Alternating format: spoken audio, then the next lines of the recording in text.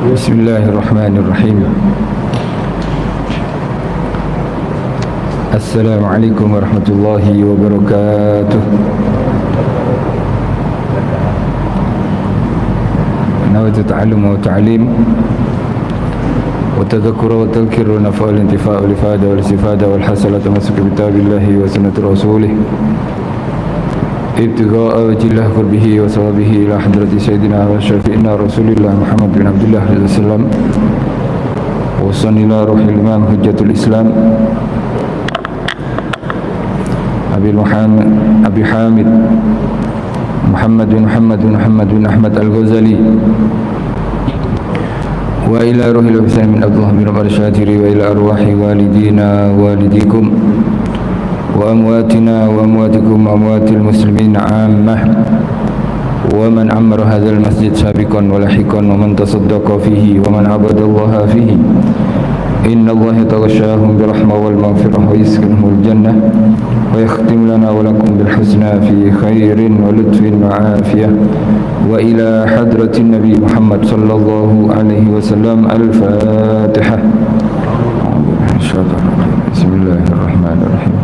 Alhamdulillahi rabbil alamin arrahmanirrahim iyyaka na'budu wa iyyaka nasta'in ihdinas siratal mustaqim siratal ladzina an'amta 'alaihim ghairil maghdubi 'alaihim waladdallin amin. Alhamdulillahilladzi hadana li hadza wa ma kunna linahtadiya laula an hadana Allah. Allahumma salli wa sallim ala sayyidina Muhammadin miftahi babi rahmatillah adada ma fi ilmillah salatan wa salaman daimaini bidawami mulkillah wa ala alihi wa sahbihi wa mawalah wa la hawla wa la quwata illa billah. Rabbi syrah li sadri wa yassir li amri wahlul 'uqdatam min lisani yafqahu qawli, amma ba'du. Yang dimuliakan oleh Allah Subhanahu wa taala, muslimin muslimat, hadirin hadirat, tuan-tuan puan-puan rahimakumullah. Insyaallah dengan kita melaksanakan solat maghrib berjamaah dan kita juga berazam untuk menunaikan solat isyak berjamaah sambil kita iktikaf. Mungkin ada yang lupa niat iktikaf. Kita iktikaf di rumah Allah Subhanahu wa taala, dan sekali kita teruskan pengajian kitab Ayyuhal Walad, wahai anakku yang tercinta, salah satu karya daripada Imam Hujjatul Islam Imam Ghazali, yang mana kita sampai pada nasihat yang ke-17. Nasihat yang ke-17 ini mengenai ilmu tasawuf. Mengenai ilmu tasawuf. Baik. Ilmu tasawuf sini bukan seperti yang dituduhkan oleh sebahagian golongan, bahwasanya tasawuf itu adalah ajaran menari atau ajaran tawaf di kubur atau ajaran makan bersama kemudian menari bersama, menyanyi bersama. Itulah ajaran tasawuf. Tak, Imam Ghazali di sini menyimpulkan intisari daripada ilmu tasawuf.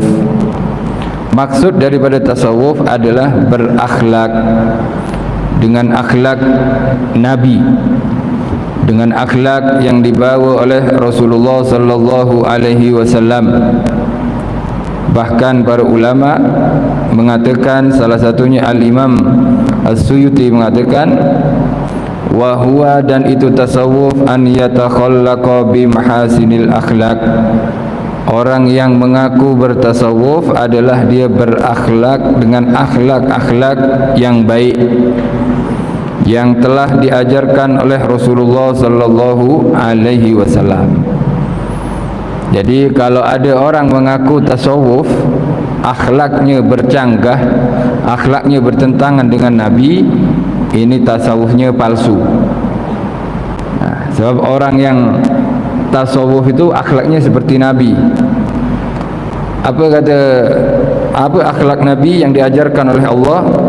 khudhil afwa wa'mur bil urfi wa'rid anil jahilin.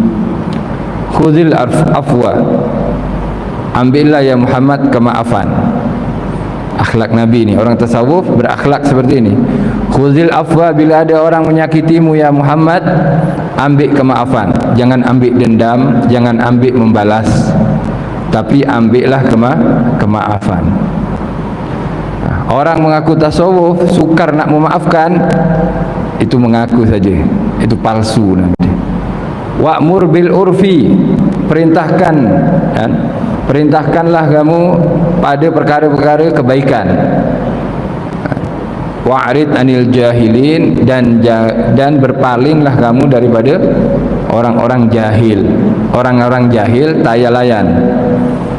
Orang nak belajar dilayan. Bila buat salah yang jahil, buat satu yang menyakitkan, khudil afwa, maafkan.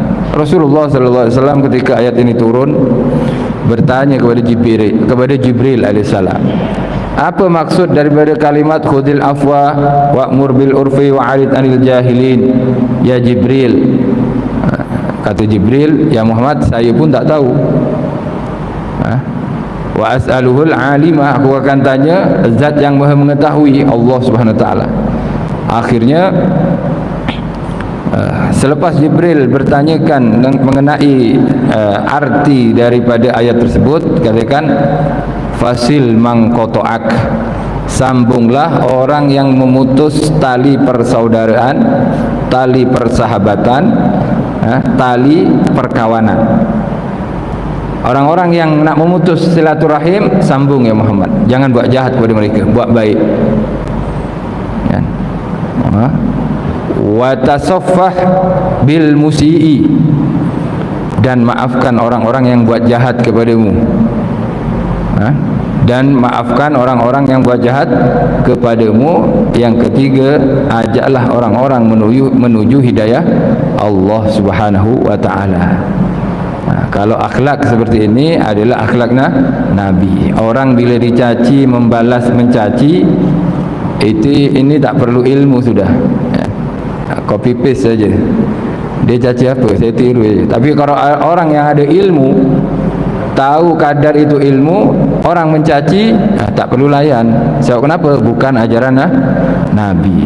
Melawan, melayan, menjawab cacian, makian, itu bukan ajaran Rasulullah sallallahu alaihi wasallam. Dan di sini Imam Ghazali nak tegaskan nih, ilmu tasawuf ini bukan main-main, bukan seperti yang dituduhkan ya.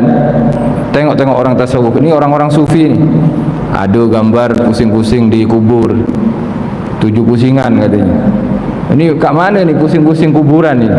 Di Yaman, katanya di Yaman. Padahal pelajar Yaman tu tak pernah diajak pusing kuburan. Yang ada tawaf tu di Ka'bah masa menunaikan umrah atau menunaikan haji. Adapun tawaf di kubur ni tak pernah dilakukan. Yang pusing-pusing tu mungkin tengah pening dia.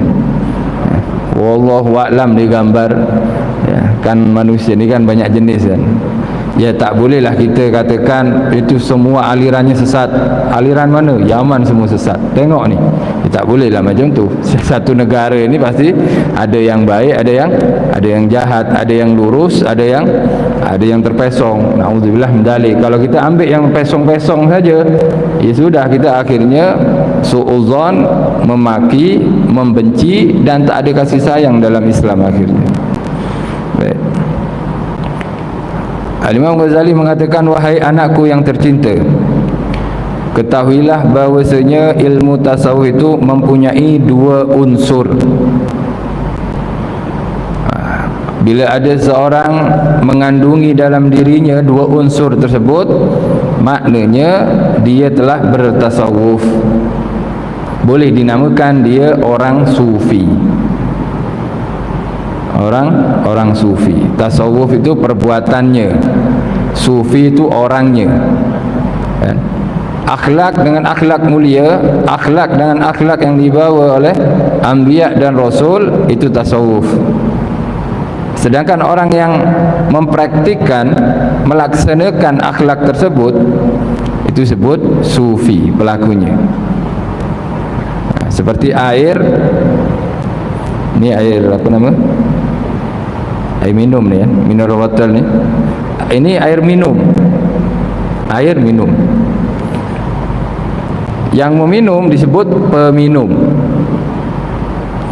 Tasawuf satu akhlak. Satu akhlak. Bila itu ada diminum, dibuat oleh seseorang, maknanya orangnya itu sebut sufi. Sebut sufi. Jadi jangan alergi dengan nama tasawuf atau dengan nama sufi, sebab hakikat daripada sufi adalah mulia di sisi Allah SWT. Dua unsur kata Imam Ghazali mengenai ilmu tasawuf. Yang pertama istiqamah. Yang pertama adalah istiqamah. Istiqamah kepada apa? Istiqamah kepada iman kepada Allah SWT. Itu yang penting sudah. Nabi mengatakan pada salah seorang sahabatnya dalam hadis sahih, "Qul amantu billahi summastaqim." Ketika seorang sahabat berkata kepada Rasulullah, "Ya Rasulullah, bagi aku nasihat ya, di dalam Islam ini yang aku tak akan pernah lagi tanyakan pada selainmu." Akhirnya Nabi berkata apa? "Qul amantu billahi summastaqim." Katakan, amantu billah, aku iman kepada Allah, summastaqim. Kemudian istiqomahlah daripada jalan ini. Maksudnya berimanlah terus menerus sampai akhir hayatmu. Istiqomah dalam menunaikan janji kita kepada Allah Subhanahu Wa Taala. Yang paling susah itu istiqomah. Istiqomah ini adalah satu ucapan yang mudah dilafazkan tapi sangat sulit untuk dilaksanakan. Sekali kita ibadah, iyyaka na'budu wa iyyaka nasta'in, hanya kepadamu ya Allah aku beribadah dan hanya kepadamu aku minta tolong. Dia tak cakap yang lain sudah. Setiap ibadah untuk Allah. Sedekahnya kerana Allah, buat baiknya kerana Allah. Tak ada kerana manusia, tak ada. Inna solati wa nusuki wa mahyaya wa mamati lillahi rabbil alamin. Solatku, ibadahku, hidupku, matiku hanya untuk Allah. Ini kita dah menunaikan, ini seakan-akan kita berjanji kepada Allah. Orang yang mulia apa? Istiqamah dalam hiduplah di dunia ini dan isi kehidupanmu dengan aktiviti-aktiviti yang mengandungi nilai ibadah kepada Allah. Sebab apa? Sebab kita dah berkata inna solati wa nusuki wa mahyaya, hidupku, wa mamati, dan matiku untuk Allah. Jadi kita hiduplah, tapi jangan lupa adakan atau nilai ibadah mesti ada dalam kehidupan dan aktiviti kegiatan harian kita. Istiqomah dalam hal tersebut itu adalah satu pekerjaan yang sangat sulit, tapi ganjarannya sangat besar di sisi Allah Subhanahu wa taala. Dikatakan malaikat ini selalunya turun kepada anbiya dan rasul. Turun kepada nabi menyampaikan wahyunya, turun kepada nabi untuk menyampaikan berita gembira. Tapi ada juga para malaikat ni, sebagian malaikat ni turun kepada selain nabi dan saudara rasul, kepada hamba-hamba Allah yang apa? Yang istiqamah. Untuk apa malaikat ni turun kepada hamba Allah yang istiqamah? Untuk memberi kabar gembira kepada hamba tersebut. Ini dalam surah Fussilat ayat ke-30 Allah SWT berfirman, ya, innal ladzina qalu rabbuna Allahu summastaqamu. Dikatakan, dan sesungguhnya orang-orang yang mengucapkan atau berkata rabbuna Allah, Tuhan kami Allah. Ini ya, summastaqamu, kemudian dia istiqamah. Ya, ini bukan setakat Rabbunallah, Tuhan kami Allah, bukan setakat tu. Maksudnya Rabbunallah, Tuhan kami Allah. Allah perintahkan aku solat, aku pun solat. Allah perintahkan aku puasa, aku pun puasa, istiqamah dalam puasanya, istiqamah dalam solatnya. Allah perintahkan aku untuk menolong, aku pun menolong. Allah perintahkan aku untuk berzakat, aku pun berzakat, istiqamah dalam hal-hal tersebut. Nabi memberikan contoh, qobliyah Nabi buat, ba'diyah maghrib Nabi buat, aku pun tiru. Aku buat qobliyah asar, aku buat ba'diyah maghrib, ba'diyah isya, istiqomah, tak pernah ponteng, tak pernah tinggal. Nabi solat witir, itu akhlak Nabi, aku pun ikut Nabi, dia solat witir. Nabi solat tahajud, aku pun solat tahajud, istiqomah dalam solat tahajud. Senang ke sukar sekarang istiqomah?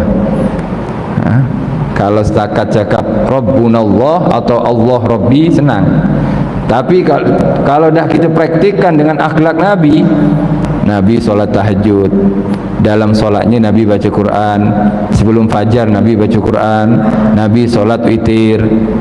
Ini orang tasawuf tak buat macam ni, dia ngaku tasawuf, pendusta dia, pembohong. Jadi kalau ada orang mengaku tasawuf, tak solat tahajud, tak solat qobliyah ba'diyah, tak baca Quran, pendusta dia.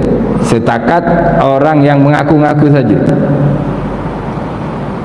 Kemudian apa? Solat subuhnya berjamaah, qobliyah subuh dia buat, qobliyah zuhur, ba'diyah zuhur, solat duha dia tak tinggal. Ini baru dikatakan istiqamah. Mudah-mudahan Allah Taala menjadikan kita orang beriman dan istiqamah ke atas keimanan kita, insya-Allah. Jadi yang penting itu istiqamah. Oleh sebab itu para sahabat Nabi Muhammad SAW ini, kalau kita baca biografi mereka, sejarah kehidupan mereka, itu lebih banyak mengenai keistiqomahan amalan mereka daripada karomah mereka. Karomah itu yang satu keajaiban yang Allah berikan kepada selain para Nabi dan Rasul. Al-Karamah. Sayyidina Umar pernah keluar karomahnya ketika mengutus satu utusan perang yang bernama Sariyah, diutus oleh Sayyidina Umar untuk berperang di Syam hari Jumat. Kemudian ketika Sayyidina Umar khutbah Jumat di Madinah, Sayyidina Umar nampak dari jauh ini Sariyah ini, utusan Sayyidina Umar ini dikepung oleh pasukan musuh. Akhirnya Sayyidina Umar daripada Madinah mengucapkan apa? Ya Sariyah al-Jabala al-Jabala. Ini tengah khutbah Jumat ya. Tengah khutbah Jumat ni Sayyidina Umar di Madinah. Kemudian mengucapkan ya Sariyah, bukit, naik bukit. Orang yang di Madinah yang dengar khutbah itu pelik. Ini apa Umar ni? Sariyah dah pergi sudah. Sariyah tu ada di Syam sana. Syria, Palestin, Lebanon ya, Libya. Akhirnya lepas khutbah ditanya Sayyidina, ya Umar, kenapa engkau panggil Sariyah? Sariyah tak ada kat sini. Sariyah ni sudah ada di Syam. Kata Sayyidina Umar, aku melihat pasukan yang dipimpin oleh Sariyah ni dikepung oleh musuh. Aku suruh dia untuk naik ke bukit supaya senang nak serang musuh tersebut. Sahabat yang lain tak percaya. Engkau ni merepek lah kan? Mengada lah, mana ada macam tu. Kalau tak percaya nanti tengok. Lalu sekali beberapa hari kemudian Sariyah membawa kemenangan untuk pihak muslimin, datang ke Madinah. Yang tadi tak percaya itu terus tanya pada Sariyah, ya Sariyah, kau dengar ke kalimat Umar, ya Sariyah al-Jabala al-Jabala, suruh naik bukit. Kata Sariyah, ya aku dengar. Masa situasi yang sangat genting, yang sangat pada situasi darurat itu, aku mendengar suara, tak tahu siapa yang cakap. Suara itu memerintahkan aku untuk naik bukit, sehinggalah kami naik bukit, jadi mudah di atas bukit untuk menyerang musuh tersebut. Itulah suara Sayyidina Umar bin Khattab. Itu karomah Sayyidina Umar bin Khattab. Tapi alhasil antara para sahabat ramai, kalau kita baca biografinya, ramai yang mereka ada karomah. Kebanyakan karomah itu tak diceritakan. Sebab apa? Sebab karomah itu tak ada apa bila nak dibandingkan dengan istiqamah. Dikatakan al-istiqamatu khairun min alfi karomah. Istiqamah dalam satu kebaikan Ya, dalam satu ibadah itu lebih utama daripada 1000 keramat. Ada orang biasa tahajud je. Daripada usia 40 sampai usia innalillah, ya. Dia sampai mati maksudnya, sampai innalillahi rajiun, tahajud. Itu lebih utama daripada orang ni ada keramat. Sebab kenapa? Orang yang istiqamah solat tahajud itu setiap malamnya bangun, darjatnya di sisi Allah terus naik. Sebab ibadah istiqamah dalam ibadah kepada Allah. Adapun orang yang ada keramat, apa keramatnya? Dia boleh melipat bumi. Nak pergi Mekah, cakap je, saya nak pergi Mekah, sampai Mekah. Kalau kita ada keramat macam ni, sempat solat kita tak sempat tu. Kononnya insya-Allah 5 waktu di Mekah, Ustaz. Lala sekali time bola sepak final pula Itali, pergi Itali ni. Tak solat je. Tengok bola boleh meningkatkan darjat kita di sisi Allah. Tak meningkat darjat kita. Padahal dengan keramat. Oleh sebab itu setiap istiqamah itu akan meningkatkan derajat hamba. Tapi keramat itu tak semestinya meningkatkan derajat hamba. Sedangkan yang penting dalam kehidupan adalah wa ma khalaqtul jinna wal insa illa liya'budun. Tidaklah aku ciptakan jin dan manusia melainkan untuk ibadah kepada Allah, supaya darjatnya selalu meningkat. Oleh sebab istiqamah lebih penting daripada keramat. Kita sambung ayat Fussilat tadi, ayat 30 tadi. Sesungguhnya orang-orang yang berkata Tuhanku Allah, dia solat, dia zakat, dia puasa, qobliyah buat, tahajud, ikut akhlak Nabi, summastaqamu, kemudian dia istiqamah, tak bonteng. Kalau tinggal pun dia akan qada. Ala Ustaz, tadi saya solat subuh, masuk masjid je imam dah Bilal dah qomat. Macam mana Ustaz? Dia terus solat subuh. Tapi saya belum solat qobliyah. Selepas subuh solatlah qobliyah. Qobliyah ini namanya je qobliyah, tapi dibuat selepas solat fardu pun tak ada masalah, sebab waktunya masih ada. Solat qobliyah ini, waktu qobliyah itu masuk dengan masuknya waktu solat fardu. Bila berakhir solat qobliyah ini, waktu solat qobliyah bila berakhir? Berakhirnya dengan berakhirnya solat fardu. Jadi berakhirnya bukan dengan ditunaikan solat fardu, tak. Tapi berakhirnya dengan sekali dengan berakhirnya solat fardu. Jadi kalau qobliyah subuh, bila waktu solat qobliyah subuh? Bang subuh tu, azan subuh, masuklah qobliyah subuh. Akhir qobliyah bila? Sampai habis itu subuh. Jadi walaupun kita dah solat subuh, waktu qobliyah masih ada. Maknanya kalau masih ada, kita boleh solat sunnah qobliyah. Jadi jangan kita terpedaya oleh syaitan dalam kau dah solat solat subuh ni, tak payahlah qobliyah, tak, jangan. Qobliyah buat. Sebab kenapa? Rakaatul fajri khairum minad dunya wa ma fiha. 2 rakaat fajar lebih utama daripada dunia dan isinya. 2 rakaat qobliyah subuh lebih utama daripada dunia dan isinya. Orang sekaya apapun, dan bila kekayaannya tak menghantarkan kejayaan akhiratnya, itu kalah dengan orang yang solat 2 qobliyah subuh. 2 qobliyah subuh. Bahkan di dalam kaidah fikah dijelaskan qobliyah subuh itu lebih afdal daripada solat tahajud. Lebih afdal daripada solat tahajud.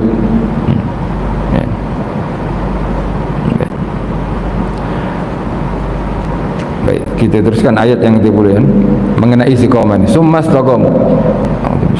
Innal ladzina qalu rabbuna Allahu summastaqamu tatanazzalu alaihimul malaikatu alla takhafu wa la tahzanu wa abshiru bil jannati allati kuntum tu'adun. Orang-orang yang mengatakan Allah Tuhannya, kemudian di istiqamah, akan turun ke atas mereka malaikat. Dijumpai malaikat ni, orang-orang istiqamah ni akan dituruni, didatangi oleh malaikat. Buat apa malaikat? Malaikat diperintahkan untuk menyampaikan alla takhafu. Kalian orang-orang istiqamah, alla takhafu, jangan takut. Takut apa? Takut pada perkara-perkara kemudian hari yang akan menimpanya. Kematian, sakitnya dicabut nyawa oleh Israel, kemudian fitnah mungkar nakir atau soalan mungkar nakir, azab di liang lahat, azab kubur, kesulitan dalam mahsyar, di sirat, di mizan. Allah takhafu, engkau dah istiqomah, jangan takut. Jangan takut tentang masa depanmu. Masa depan kita ni bukan nanti nak beli apa di dunia ni, tak. Masa depan kita akhirat. Orang yang istiqomah, solatnya istiqomah, qobliyahnya istiqomah, ba'diyahnya istiqomah, tahajudnya istiqomah, witirnya istiqomah, duhanya istiqomah, Al-Quran istiqomah, dia buat seharian, setiap hari dia buat istiqomah. Malaikat datang, masa depan jangan takut. Siapa yang cakap? Malaikat. Bukan surat kabar ini, bukan paper harian ini, ya. Bukan berita harian atau berita dalam YouTube, tak. Ini malaikat yang datang menyampaikan, Allah takhafu wa la tahzanu, dan jangan kau risau. Risau tentang apa? Risau apa yang kau dah tinggal, anak-anakmu, cucumu, hartamu, rumahmu, keturunanmu. Jangan kau risaukan. Engkau istiqomah, berkat semua keturunannya, dijaga hartanya, dijaga keturunannya, dijaga iman anak-anaknya. Untuk orang yang istiqomah. Kalau kita tengok ulama-ulama terdahulu yang istiqomah, itu anak-anaknya kebanyakan walaupun tak jadi ulama seperti ayahnya, mereka berpegang pada syariat. Sebab kenapa? Sebab mereka ketika di dunia istiqomah, malaikat dah mengucapkan kalimat ini ke atas mereka, wala tahzanu, jangan risau. Jadi kalau kita masih risau, macam mana ni? Zaman semakin rusak ni, anak-anak kan, pergaulan semakin bebas, media sosial tak boleh kontrol sudah. Kita dah kerisauan, ketakutan dengan keturunan dan zuriah kita. Apa yang perlu buat? Satu, istiqomah. Fokus kepada ibadah Allah, fokus ibadah kepada Allah SWT, dan teruskan istiqomah, sentiasa buat. Wala tahzanu. Yang terakhir ni yang seronok, wa abshiru bil jannati. Malaikat yang terakhir akan mengucapkan, jangan kau takut masa depanmu, jangan kau risau keturunanmu, dan wa abshiru, ketahuilah ada berita gembira, bil jannati, tentang surga, allati kuntum tu'adun, yang telah dijanjikan ke atasmu. Oleh sebab itu orang yang istiqomah matinya nanti senyum. Yang terakhir ini dikatakan malaikat tu datang ketika dia nak mati. Wa abshiru bil jannati, ya, allati kuntum tu'adun. Ya, malaikat bagi tahu dia, orang istiqomah ni, berita gembira untuknya, surga menunggunya. Orang istiqomah insya-Allah matinya senyum. Sebab kenapa? Sebab dah diberitahu ini tempat tinggal berikutnya untuk dia adalah surga. Alhamdulillah. Ini untuk siapa ini? Untuk orang yang istiqomah. Imam Ghazali menegaskan ajaran tasawuf adalah yang pertama istiqomah. Tapi susah dan bukan senang istiqomah ini. Kita kadang di masjid solat ba'diyah isya. Kalau di rumah solat tak? Solat isya ba'diyah tak solat lah Ustaz. Kan kebanyakan macam tu. Tapi tak, kita kena berpegang teguh. Saya buat di masjid, saya kena buat juga di rumah. Sebab saya bukan kerana nampak orang di masjid. Di rumah, di masjid saya sembah Allah, ibadah untuk Allah. Di rumah pun saya akan buat untuk Allah dan kerana Allah. Di masjid Allah ada, di rumah kita pun Allah ada. Di rumah kita diperhatikan Allah sama dengan di masjid. Sebab kalau ikutkan nafsu, kalau ikutkan keinginan hawa nafsu kita lebih semangat. Allahu Akbar, Allah. Nampak bantal, nampak pinggan, banyaklah penampakan kat rumah tu. Lala sekali tak solat. Tapi orang yang istiqomah apa Ustaz? Istiqomah apa yang telah dibuat oleh Nabi Muhammad sallallahu alaihi wasallam. Jadi itulah unsur pertama daripada ajaran tasawuf, istiqamah. Ya.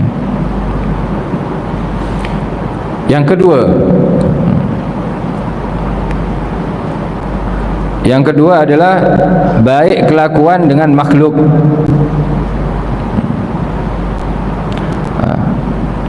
Baik kelakuan dengan makhluk.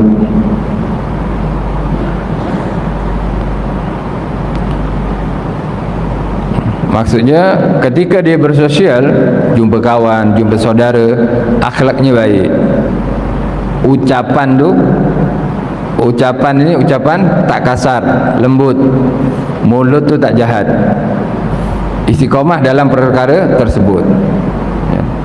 Berkelakuan baik dengan makhluk. Istilahnya macam ni. Kan ada istilah hablum minallah wa hablum minan nas, memperbaiki hubungannya dengan Allah dengan cara istiqamah, wa hablum minan nas, dan memperbaiki hubungannya dengan manusia dengan memiliki akhlak yang baik. Maka sesiapa yang tetap pendiriannya dan baik akhlaknya dengan manusia, ya, serta ia bergaul dengan lemah lembut, maka orang itu ialah orang sufi. Istiqamah ada, akhlaknya baik, ya. Kalau kita kan istiqamahnya lain gitu ni. Istiqamah lepak, ya boleh lagi lah. Istiqamah mengumpat, ini yang bahaya ni. Istiqamah mengumpat. Lepas solat saja duduk bersama mengumpat. Siapa? Tajuk hari ni tajuk apa? Membawang misalnya. Makcik bawang atau pakcik bawang ni. Siapa tajuknya? Kita menteri ni dulu. Menteri 1, menteri 2, menteri 3, kan? Habis semuanya pengurusi 1, pengurusi 2, semua digibahnya. Istiqamah dalam keburukan ni. Nauzubillah min zalik. Ini bukan menambah pahala ni. Ini menghabiskan skema, kan? Skema bahkan menghanguskan dan menghabiskan pahala. Nauzubillah min zalik. Tak seperti itu. Kita orang Islam dengan orang Islam adalah seperti anggota satu. Bila ada kekurangan bukan disebarkan, seperti kita lah, diri kita ni. Pastilah ada kurang, cacat dalam diri kita. Ada pernah kita sebarkan, kita buat tajuk dalam sembang-sembang dengan kawan? Tak ada. Kita simpan. Seperti juga aib orang lain, keburukan orang lain, kekurangan orang lain, simpan. Jangan disebarkan, jangan dibuat tajuk. Apa cerita ni? Ini dah naik lagi ni. Dah naik lagi. Apa yang naik? Tak tahu apa lagi naik. Banyaklah tajuk dia. Ini memang tak apa ya, alhasil macam-macam kalau nak buat. Kan? Nauzubillah min zalik. Hati-hati kan. Ibadah ini mulia, tapi kadang-kadang ibadah tu menjadi racun. Ibadah ni kadang menjadi racun. Pergi ke masjid, balik menghina orang. Engkau ni tak ada manfaat lah. Sampah masyarakat, tak solat, menganggap dirinya dah mulia sudah. Menganggap dirinya sudah mulia, menghina orang lain, memperlekeh orang lain, bahkan sampai memaki orang lain. Nauzubillah min zalik. Bangga dengan ibadahnya. Tak, ini adalah kurniaan daripada Allah Subhanahu wa taala, insyaallah. Maka siapa yang tetap pendiriannya istiqamah dan baik akhlaknya dengan manusia serta ia bergaul dengan lemah lembut, maka orang itu ialah seorang sufi. Istiqamah bermakna bahawa ia mengorbankan segala kehendak nafsunya untuk mendapatkan keindahan pribadinya. Nafsunya ingin memaki, nafsunya ingin mengumpat, nafsunya ingin berdusta. Tak, dia berkorban melawan dan mengorbankan nafsunya untuk mendapatkan keindahan pribadinya. Tak, aku tak boleh berdusta, tak boleh mengumpat. Istiqamah dalam ibadah ini. Istiqamah dalam ibadah juga istiqamah dalam menjauhi larangan Allah Subhanahu wa taala. Manakala baik kelakuan dengan manusia pula ialah bahawa engkau tidak memaksa manusia mengikut kehendakmu. Ya. Bahkan sebaliknya, engkau memaksakan dirimu untuk melayani kehendak mereka selama tidak ada di sana perkara yang menyalahi syarak. Macam mana ni? Yang ni berkelakuan baik adalah kita mengikuti kehendak orang. Maksudnya mengikuti kehendak orang, bila ada orang tu nak minta tolong kepada kita, ya kita tolonglah. Kadang kan kita dijemput datang rumah, ada apa majlis nak pergi majlis syukur, nak pergi umrah, datang. Walaupun sepatutnya kita penat juga sebetulnya. Sebab ini akhlak yang baik, dia berbudi pekerti yang baik. Ya. Ada orang bertanya, dilayan, bukan kehendak-kehendak yang bermaksiat ya, yang bercanggah dengan syariat. Tapi kehendak-kehendak yang seperti para guru ni kan, kadang anak-anak murid tu bila pergi satu kawasan bukan setakat diajak pengajian, kadang diajak ke atas bukit, ikut je lah di atas bukit. Untuk apa? Untuk lihat pemandangan. Kadang diajak ke pantai untuk melihat kebesaran Allah Subhanahu Wa Taala. Kebanyakan mereka ni sebetulnya ada kegiatan yang mereka tinggal. Selalunya la ilaha illallah sampai 10,000 di atas, diajak ke atas bukit ikut aja. Ada tamu nawarkan, sila datang rumah, datanglah rumah. Sila makan, datanglah makan. Padahal puasa. Untuk apa? Untuk membahagiakan hati orang yang mengajaknya, maka diikutilah kehendak orang yang mengajaknya, seperti itu. Wallahu a'lam bishawab. Alhasil itulah intisari dari ilmu tasawuf. Sebetulnya panjang lagi kan syarah dari ilmu tasawuf. Kesimpulannya ada dua unsur orang yang bertasawuf ni: istiqamah dalam ibadah kepada Allah, istiqamah dalam menjauhi larangan Allah.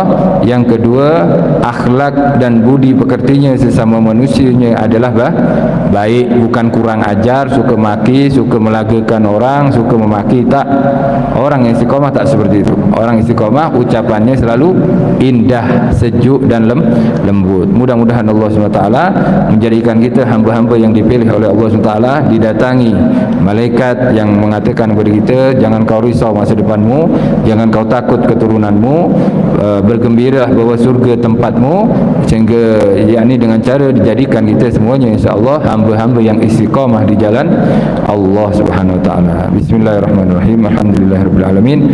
Allahumma shalli wa sallim ala sayyidina Muhammadin wa ala ali sayyidina Muhammad.